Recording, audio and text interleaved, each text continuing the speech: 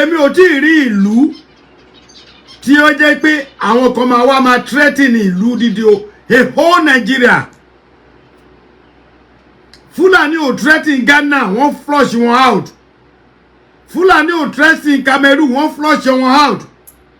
Benin Republic nílẹ̀ nílẹ̀ bí Kútọ́nù tí ó ju 2 hours 3 hours sí Èkó, wọ́n flush wọn out.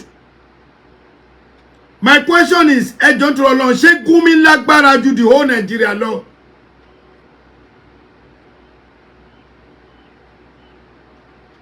Nigeria cannot work again. Ṣé Gumi ó ní agbára ju the whole Nigeria lọ? Torí bẹ́ẹ̀ mi ṣe ń wò dà pé Gumi gangan ni the president of Nigeria. Even during ìjọba Buhari, he control everything. Ẹni tó ẹkẹ́ lọ arrest, kó ẹkẹ́ torture ẹ̀. Our people yìí ń gba owó. Wọ́n dẹ̀ fi ammunition, now they request for another 40 trillion. Láti fi ammunition ẹ̀kọ́ máa jíjọkọ̀ ẹ̀kọ́ rí pé dark out láwà. Nigeria is finished. Àwọn bandits request 40 trillion lọ́wọ́ ìjọba Buhari, ìjọba Tinubu. Wọ́n request lọ́wọ́ ìjọba Buhari. Gumi parọ́ fún wa pé kó má ṣe bí kí Tinubu má ṣe bí Buhari. Wọ́n sanwó yẹn o. Ṣé rí ẹ̀yin èèyàn mi? Ṣé rí na small tí gbogbo àṣì sọ pé we are still waiting for one Nigeria. Ọlọ́run má jẹ́ ká tẹ́ o. Yusuf Mori, Ọlọ́run má jẹ́ ká tẹ́ o. Eddie Brown, Ọlọ́run má jẹ́ ká tẹ́ o. Èmi ò ní wá bí láti wá tàbùkù ẹnì kankan àbí láti wá búyàn. Àmọ́ nǹkan ẹ̀kọ́ tí mo fẹ́ kó yé yín ni pé ṣé rí gbogbo wa dákẹ́ quiet, àwọn èèyàn sọ̀rọ̀, tẹ́ bá tún ra àwọn èèyàn tó sọ̀rọ̀ nípa kíní, ẹ lọ sí abẹ́ comment ẹ máa bú wọn ipe káwọn èèyàn máa sọ̀rọ̀ mọ́. Ẹ jẹ́ kí mi sọ kankan fún yín. Àwọn tó jẹ́ olórí wa ní ìjọba Nàìjíríà, ṣé rí common drone kékeré, drone lásán, ó ti kárí gbogbo nǹkan tó ṣẹlẹ̀. Drone yẹn ti easy fún wọn láti catch nǹkan tó ṣẹlẹ̀. Ṣé rí àwa la fẹ́ mú àwọn bandit o. Èkíní yẹn ó wá ń wá sọ́kàn tèmi pé ó dàbẹ̀ wípé àwọn northern side wọ́n mọ̀ pa exactly what is going on. Ẹ má bínú ẹ̀yin north. I'm not attacking you, but I have 70% wípé àwọn north mọ̀ pa ẹ̀. Báwo ni àwọn bandit ṣe máa wọnú ìlú tó kó boss oríṣiríṣi wá tó dẹ̀ succeed láti kó another 280 sí 300 people, including àwọn chicha wọn. Àwọn tó kó ní ayé búbù, wọ́n ti ń bímọ fún wọn, àwọn náà ti di insurgent tàbí kí náà pè wọ́n. Àwọn náà ti bímọ nù bẹ̀. Wọ́n ti ń train àwọn yẹn náà bọ́yé shoot.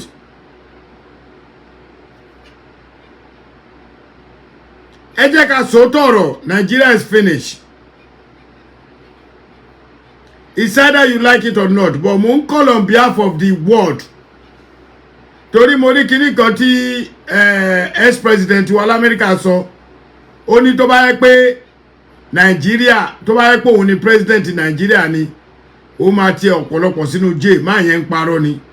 Wọ́n wọ́ ẹpọn ẹ̀ túrútú ní street of DC nígbà tó wà lórí ìjọba. Kò sí nǹkan tó ṣe cartoon oríṣiríṣi lórí ẹ̀. Àwọn èèyàn máa ń ní ẹnu. Ìgbà tó wà ńbẹ̀ kò sí nǹkan tí wọ́n ṣe fún president Donald Trump yìí o. Tó sọ̀rọ̀ pé mo post kíní yẹn, kì í ṣe pé bóyá ṣe ó sọ̀rọ̀ correct ni. But now ìjọba Nàìjíríà, nǹkan tẹ́mi lérò pé ó yẹ ká ṣe é sí ni pé kí bàbá Tinubu kó pàṣẹ kí wọ́n wọ inú igbó lọ. Àmọ́ ṣe fẹ́ gbọ́, wọ́n lè trace àwọn boys tó ń ṣe yahoo, wọ́n lè trace 419. Tó bá kidnap èèyàn wọn ní trace wọn. Àwọn bandit wà nínú igbó, wọ́n lo cell phone. Ẹni Nàìjíríà ní gbogbo ẹjọ́ ń bo náà ti gba fóònù tó ń lò.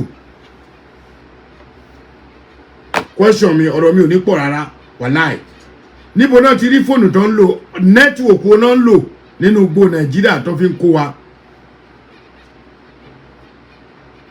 network tó ń lò yẹn ẹ jẹ́ ká mọ̀. Èmi máa advise Baba Bola Ahmed Tinubu. The only thing you can do right now, call on the soldier láti wọnú igbó. Why should ordinary ordinary ni máa pè because ti pín àwọn yẹn ti di second part of Nigeria. Why tí àwọn bandit tí wọ́n máa sọra wọn di alágbára nílùú wa? A dẹ̀ rò pé something is right. Nigeria is finished. Ẹni tó gbọ́n mẹ́ni tó gbọ́n o, ẹni tó gọ̀ ni ò mọ́ra wọn. Ó ní topic mi níbẹ̀.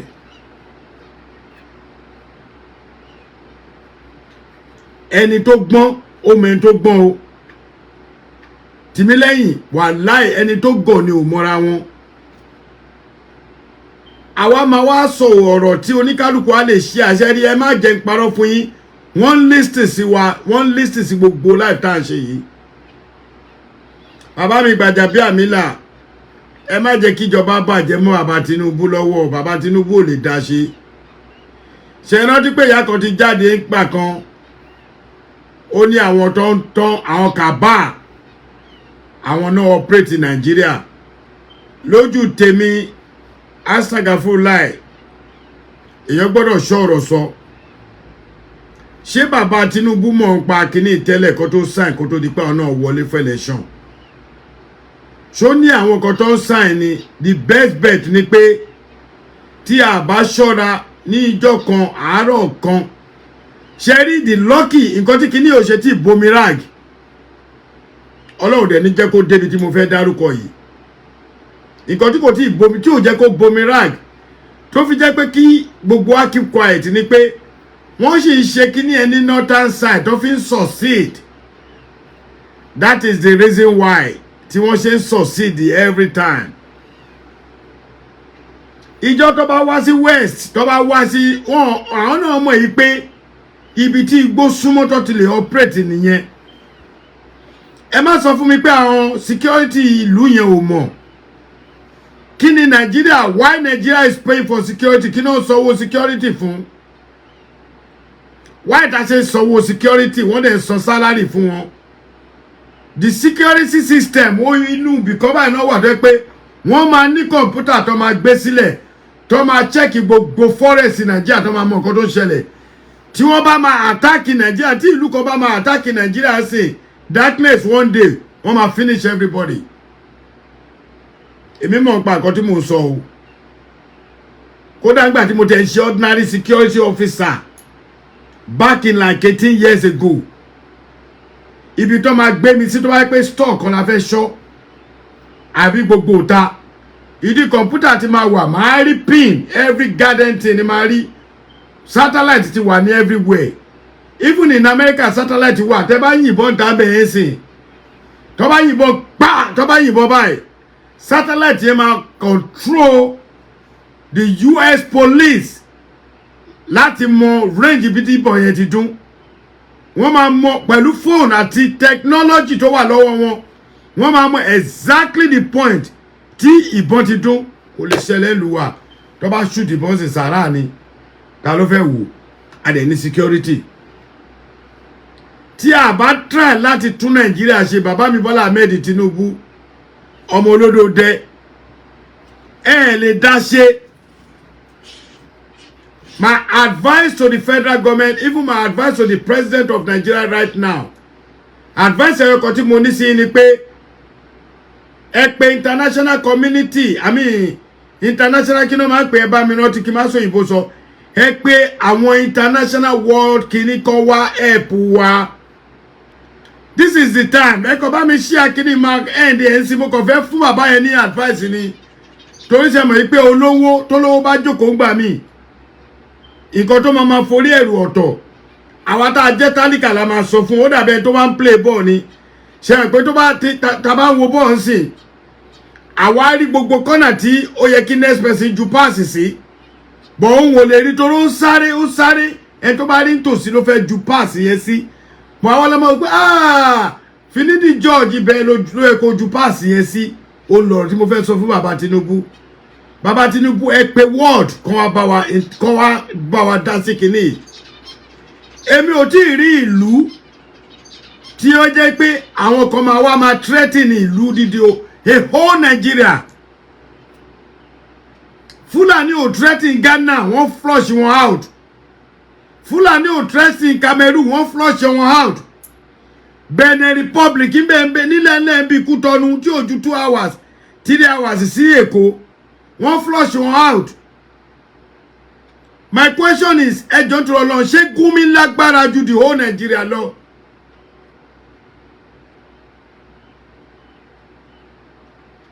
Nigeria cannot work again.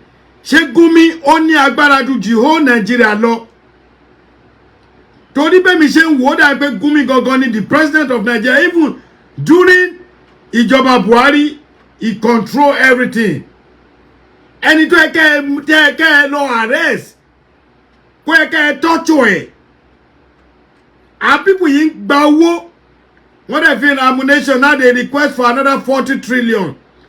Láti fi ammunition ẹ̀kọ́ máa jíjọkọ̀ ẹ̀kọ́ rí pé dark out láwà. Àkàrà kékeré nọ́kọ̀ jù níbàdàn o. Ẹ̀wù adúrúlé tó fọ́. Tá bá sọ̀rọ̀ máa ní ká keep quiet. Ẹ̀yin ọmọ Baba Tinubu tá bá sọ̀rọ̀ ẹni amóríwá ẹ ti ń ṣí èrè.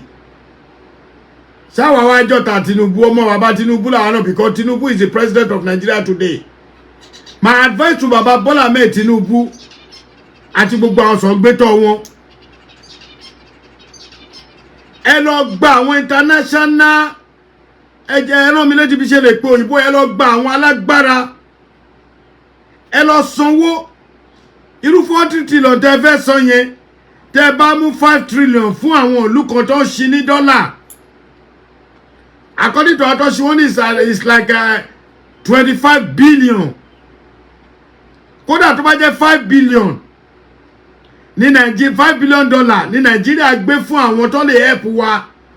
Wọ́n máa flush àwọn Fulani yìí out. Baba Bola Ahmed Tinubu, I'm only giving advice. Baba Bola Ahmed Tinubu, my advice to you, my name is Aare Almaroof. Èmi náà mọ̀ pa ṣe ológun díẹ̀ o. Kódà tẹ́ bá pé àwa bá ṣe kéré tó yìí, I will work with Nigeria federal government láti flush our people yẹn out. Need láti fún àwa lówó, àwọn tẹ́ máa fún lówó a máa connect. And mo ti make our move kan pẹ̀lú àwọn kan ní ìlú yìí. Mo fẹ́ mọ̀ bá ṣe lè bá àwọn president bá ṣe lè bá president America sọ̀rọ̀.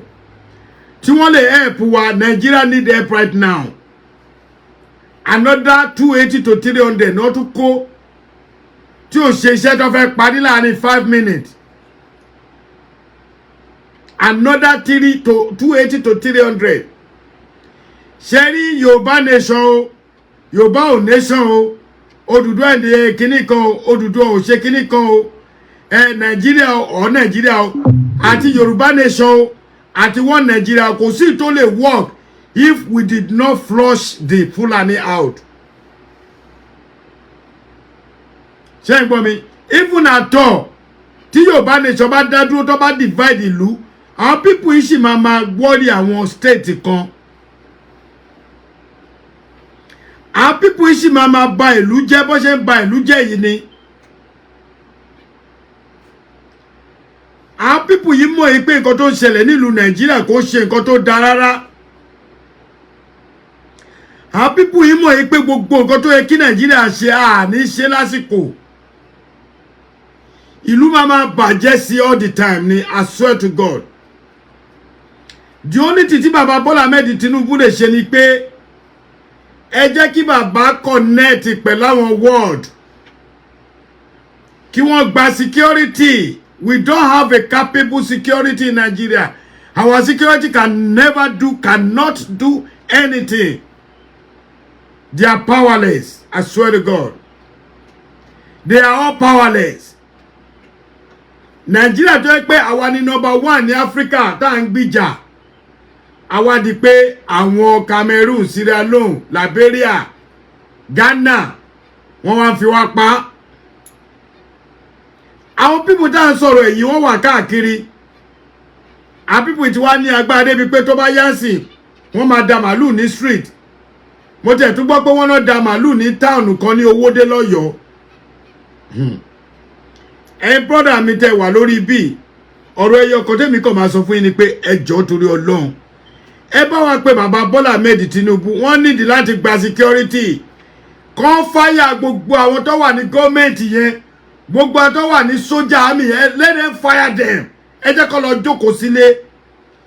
Ìwé ìjókòó tí bàbá Bọ́lá Ahmed fún wọn nígbà kan ìwé yẹn ò work because our cabal don't control Nigeria. Let's forget about Yoruba nation.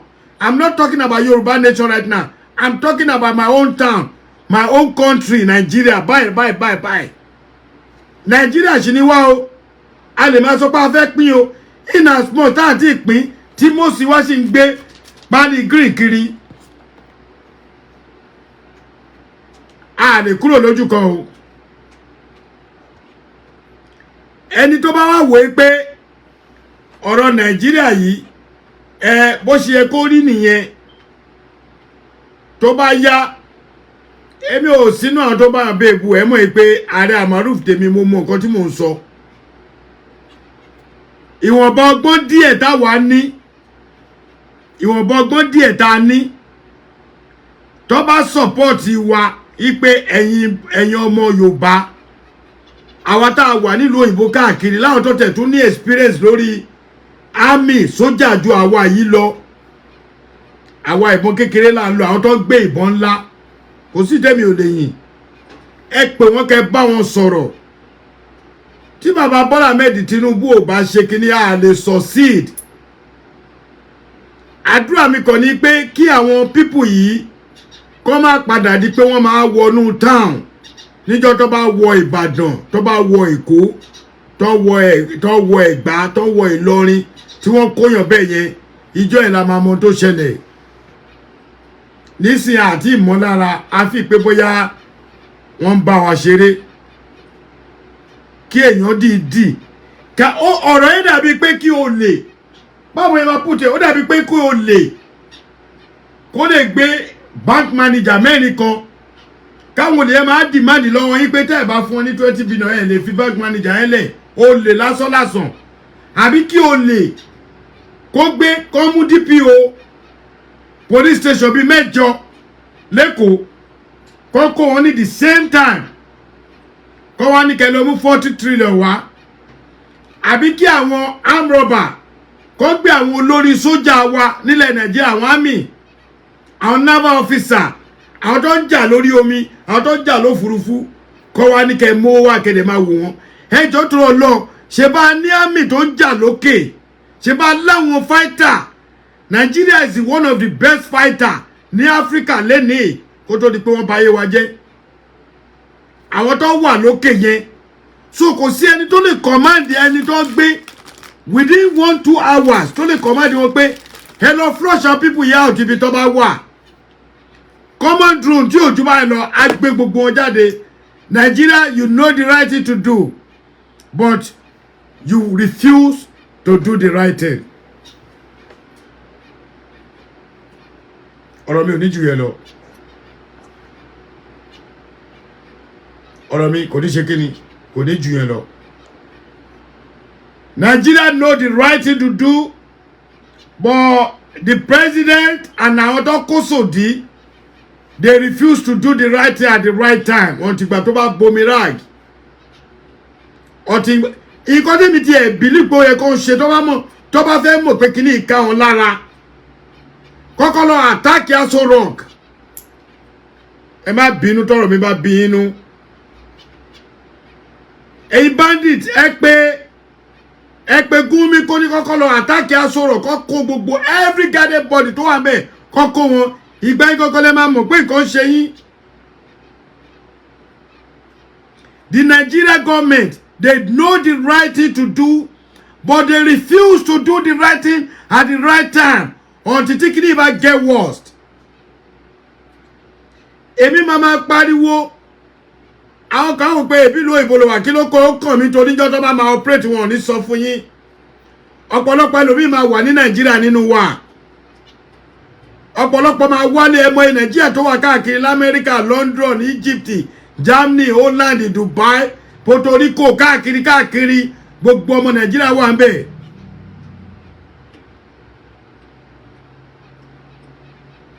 What Nigeria supposed to do now, Baba wa Bola Ahmed Tinubu? Go and get Gumi arrested. International body, kó wá ṣiṣẹ́ fún wa. If you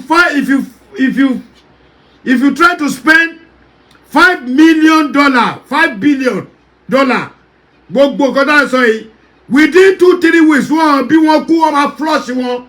Gbogbo nǹkan tó kó dání yẹn fùyẹ́tù ní nínú gbogbo àwọn instrument tó láàrin yẹn. Tọ́mọ mi bá wọlé, tó bá wọ ọbẹ̀ yẹn, gbogbo onúgbó tó wáyé máa flush wọn. Wọ́n máa pa every garden body wọn. Ní gbọ́n kan mọ́. Nigeria know the right thing to do, but they refuse to do it. Àwọn èèyàn ebi ń pa àwọn èèyàn ìyà ń jẹ wá. People are complaining every garden day. Ikọ̀ yóò tí ìrọ̀gbọ̀n náà.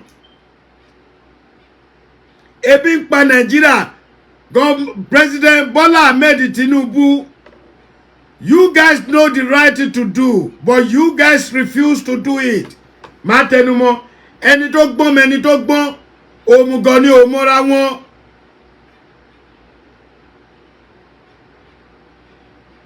Gumi is benefiting from the terrorists, and you guys leave Gumi alone to live. Ìbà fún Amẹ́ríkà, wọn tí bí ẹkú. Kókò sọ̀rọ̀ against èèyàn lásán. Tó bá ti fi lè fún ẹwọ́n nílé nǹkan, tó bá bí ẹ̀dá kó tún ṣe, ẹ̀wọ̀n ló máa kú sí. Bàbá ẹ̀ jẹ́ president o, bàbá ẹ̀ jẹ́ president o, nǹkan kan bẹ́ẹ̀ yẹn. Ọmọ bàbá Bola Ahmed Tinubu gbogbo eléyìí ló ń gbọ́ máa ń wo show wa. Go and tell your father, Ṣèyí Tinubu, sọ fún bàbá. Èmi ti kọjá ẹni tó máa bú bàbá ẹ̀ mórí Abe Adeleke. Èmi ò ní bú bàbá Adenike Motúráyọ̀ Mọ́rẹ́yìn náà. But go and tell bàbá láti lọ gba international body. Àwọn gọ́ọ̀mẹ̀ntì Nàìjíríà ti gbà bọ̀dé. Army ti gbà bọ̀dé. Gbogbo military wa ti gbà bọ̀dé. Àwọn naval officer wa ti gbà bọ̀dé.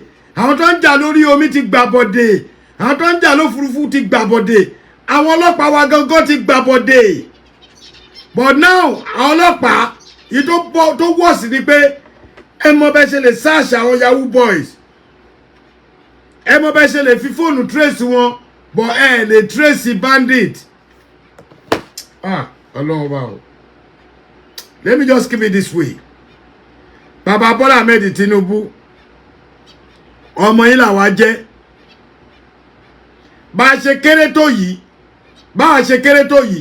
a lè sọ bẹ́ẹ̀ ṣe máa clean gbogbo àwọn bandit yẹn. Mo fi Ọlọ́run búra, èmi lásán, èmi nìkan. Ọ̀nà tẹ́ lè fi clear gbogbo bandit kúrò Nàìjíríà. Èmi mo ní ọpọlọ ẹ̀ láti ṣe. Bọ́tá bá sọ wá ní kinní kan, ta ni lọ́jọ́ orí bí tá a bá dé yìí. With 20-something years experience l'Amẹ́ríkà. Pẹ̀lú experience tá ti ní lórí iṣẹ́, ká máa gbébọn, ká máa tìbọn, ká máa ṣe káàkiri, ká máa ṣọ́ra wa. Àwa yìí bí ṣe kéré tó yìí, mo lè kó èèyàn 200 sódì tí mo mọ̀ pọ́ mọ̀ ń pa ẹ̀ tó yẹ pé a dẹ̀ máa flush our people, yóò dẹ̀ máa get out from Nigeria. Ìdí tí ò bá get out máa clear wọn. Ọwọ́ ni kọ́ lọ mú 40 trillion wá. A dẹ̀ keep quiet. A dẹ̀ rò pé ńlá ondo bẹ́ẹ̀. Ẹ̀yọ́ ọmọ Nàìjíríà. Àánú ṣe mí wípé wọ́n mọ̀ tí kinní yẹn sí bàbá Bola Ahmed Tinubu lọ́wọ́. Ẹ má jẹ́ parọ́ fún yín. Adébísí sister mi Adenike, if care is not taken, tí ó bá máa fi di December ọdún yìí, nǹkan máa worse gan o. The only first thing tí ó yẹ kán ṣe ni pé kán lọ clear gbogbo bandit yẹn kúrò nínú igbó. Tó bá máa fi December ọdún yìí, hey, they will kidnap more people.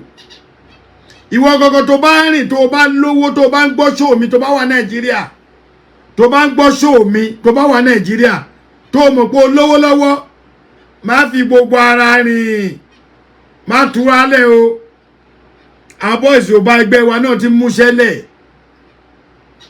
ò bá jẹ́ Ìgbò ò bá jẹ́ Haúsá tó bá mọ̀ pé olówó lọ́wọ́ ìṣó tó bá ti fi lè wọ́ọ̀tì anything 50 million ní Nàìjíríà ọmọ má gọrẹ wọ́n lè gbé at any time àṣírí ni mo gé fún yín yẹn ẹ̀wẹ̀ tó gbé ẹ má tọ́nà gbé tọ́ ní kọ́ lọ mú 200 million wá tọ́tún ní kọ́ má pọ̀ ọlọ́pàá tó tẹ́ bá pọ̀ ọlọ́pàá wọ́n máa pa máa yẹn pọ̀ ọlọ́pàá kò sú ọ̀pọ̀ wọn nípa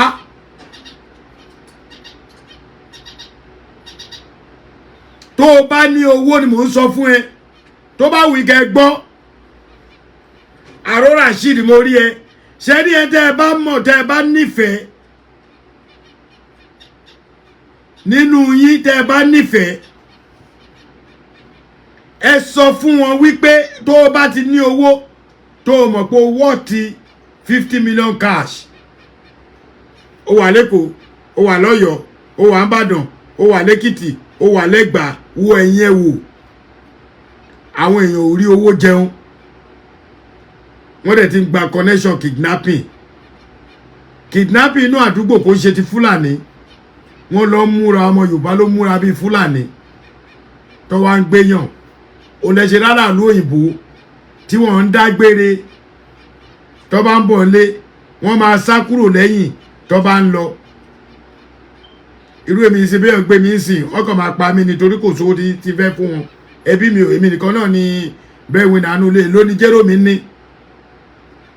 Baba Bola Ahmed Tinubu go and request for international fighter kó wá gbìjà wa láì jẹ́ bẹ́ẹ̀ ẹran lọ ní o èmi ò ní sọ jù ẹ lọ o nǹkan tó lọ́kọ̀ ni kí n sọ fún wa lénìí nìyẹn wàláì nǹkan tó lọ́kọ̀ ni kí n sọ lénìí ó ní mo sọ yẹn ẹ̀yin èèyàn tẹ́ bá wá rí pọ́rọ̀ mi yẹn make sense ẹ bá mi ṣe ẹ̀kan gbọ́ ẹni tó bá mọ Ṣèyí Tinubu ẹ ṣe àkíní ìkó kan mo fi ọwọ́ ẹ̀ sọ̀yà èmi kékeré lórí ìjókòó yìí mo mọ̀ pọ̀pọ̀lọpọ̀ a máa yín mú mélòó ni gbogbo àwọn tó wà lórí ìjókòó nítorí orí ẹlòmíì ò pé àwọn tó wà ń jọba tó kó sí ìdí security mo ẹlòmíì ò tóbi lọ́jọ́ orí mélòó ni wọ́n experience táwa ti ní wà láìtẹ̀lẹ́sùmọ́bì láìláìsílámì fi fọ́nu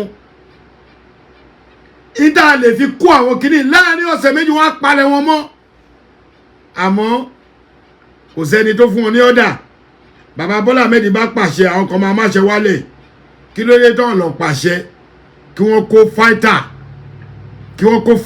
fighter jet kọ́ kó wọnú igbó kí fighter jet ju àkàrà lẹ̀ àní mẹ́ẹ̀dì láti lùsà àwọn tó kò mọ̀ pé tó bá ti dojú ogun bóyá máa rí nìyẹn àwọn tí wọ́n kó yẹn ní mẹ́ẹ̀dì láti lùsì wọn because tẹ́ bá mẹ́ẹ̀dì láti lùsì wọn ẹ̀ ní rí wọn mú wọ́n máa pa everybody ni wọ́n tá a bá sọ wọn lọ́wọ́ ààrẹ ó dájú system tí wọ́n fi ń clean ni àwọn olórí burúkú kúrò nílùú nìyẹn. My name is Aki Anabi. I'm a video director and TV producer of Akomolowe on African Magic. Keep watching Drivetv. olólùfẹ́ Drivetv àti gbogbo ẹ̀yin tí Fẹ́mi Sola ẹ máa wo Drivetv. Keep watching Drivetv. My name is Wole Agba. Taking this time out to tell you all that you keep watching Drivetv. What drive ẹ̀wọ̀ ní ògo ẹ̀? What drive ẹ̀wọ̀ fulfilment? What drive ẹ̀wọ̀ ní tó bá lọ? Ó ní iṣẹ́ rẹ̀. Ibi ni kò máa wò Drivetv. Thank you. Kí ló wí? Drivetv, driving you around the world.